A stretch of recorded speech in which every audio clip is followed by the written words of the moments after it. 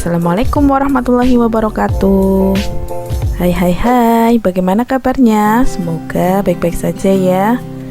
Hari ini adalah pertemuan kita yang kedua dalam pembelajaran bahasa Indonesia materi menentukan informasi dan ide pokok dari teks. Sebelum kita belajar, alangkah baiknya kalau kita berdoa terlebih dahulu ya, supaya ilmu yang kita dapat diberkahi oleh Allah.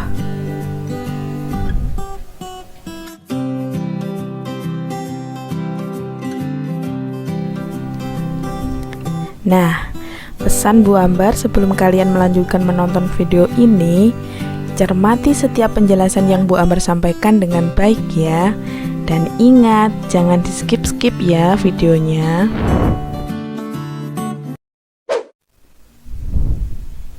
Oke, kita mulai belajarnya. Informasi dalam teks. Bagaimana sih cara menemukan informasi dalam teks?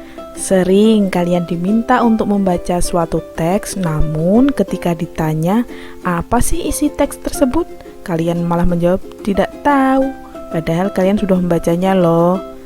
Untuk itu, kita kali ini belajar cara menemukan informasi dalam teks.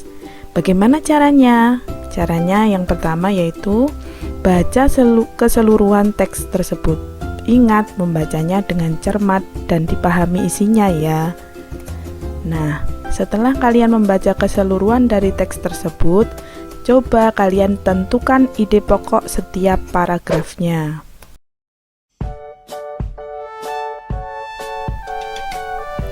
Ide pokok itu apa sih? Ide pokok adalah ide atau gagasan yang menjadi pokok pengembang suatu paragraf. Nama lain dari ide pokok yaitu ada dua, gagasan utama atau gagasan pokok. Jadi kalau ada yang bilang gagasan utama atau gagasan pokok, itu sebenarnya nama lain dari ide pokok loh. Pertanyaannya, di manakah letak ide pokok itu? Ada yang tahu? Ya, ide pokok itu terletak di dalam kalimat utama.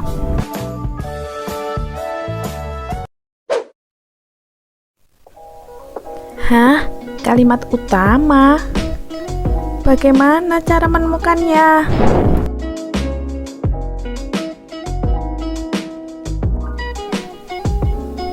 Cara mencari kalimat utama yaitu kalian baca keseluruhan dari teks, kemudian kalian cari kalimat yang sifatnya umum atau kalimat yang memuat keseluruhan isi dalam suatu paragraf tersebut.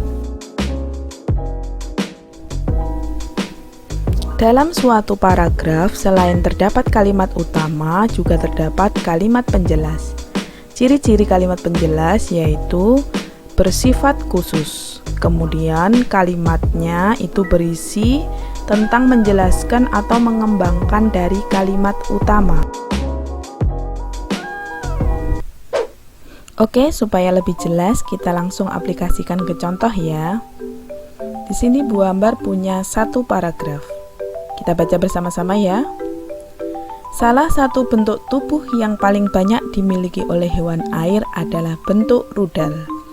Bentuk tubuh ini memungkinkan ikan meliuk ke kiri dan ke kanan.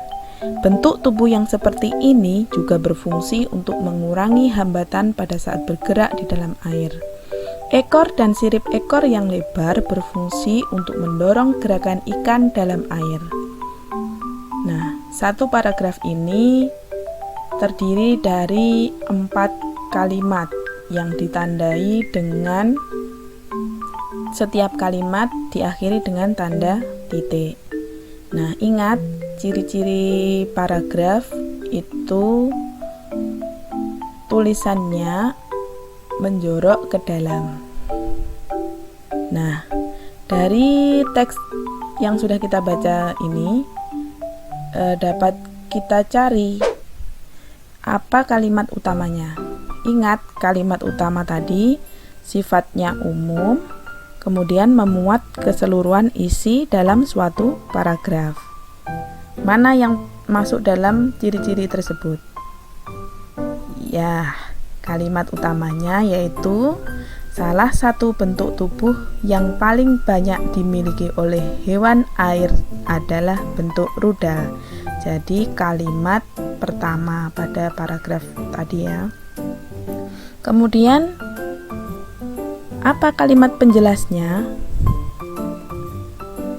Ingat, kalimat penjelas tadi sifatnya khusus. Kemudian isinya menjelaskan atau mengembangkan dari kalimat utama. Yaitu, kalau kalimat utamanya terletak pada kalimat pertama, berarti kalimat setelahnya itu adalah kalimat penjelas. Jadi ada 3 kalimat penjelas ya. Kemudian, apa ide pokoknya? Ingat, ide pokok tadi terdapat dalam kalimat utama. Kalau kalimat utamanya tadi yaitu salah satu bentuk tubuh yang paling banyak dimiliki oleh hewan air adalah bentuk rudal, berarti inti dari kalimat utama itu apa? Jadi ide pokoknya yaitu bentuk tubuh rudal paling banyak dimiliki oleh hewan air. Bagaimana dari penjelasan ini, apakah sudah paham? Kalau belum, ingat, belajar itu proses mengulang, dan mengulang. Jadi kalau belum dipahami, ulang lagi penjelasan dari Bu Ambar ini ya. Oke, Bu Ambar masih punya 1 paragraf lagi. Bacalah teks di bawah ini dengan cermat. Silahkan kalian baca sendiri. Kalian bisa mempause video ini supaya kalian membacanya bisa lebih nyaman.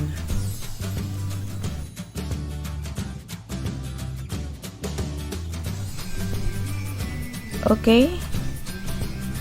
Setelah kalian membaca teks tadi, ini ada kegiatan di rumah buat kalian.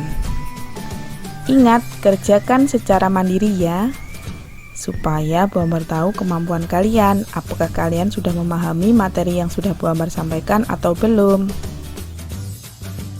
Ayo kerjakan. Nah, dari teks tadi, teks tentang siput tadi, kalian cari mana yang termasuk kalimat utama, kemudian mana yang termasuk dalam kalimat penjelas, dan mana ide pokoknya. Seperti biasa ya, kalian mengerjakannya di buku tulis bahasa Indonesia. Setelah selesai mengerjakan, kirimkan fotonya ke nomor pribadinya Bu Ambar.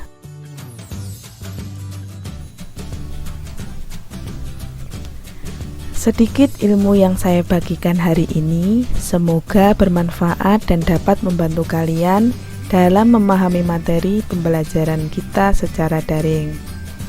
Terima kasih. Wassalamualaikum warahmatullahi wabarakatuh. Semangat dan tetap jaga kesehatan ya.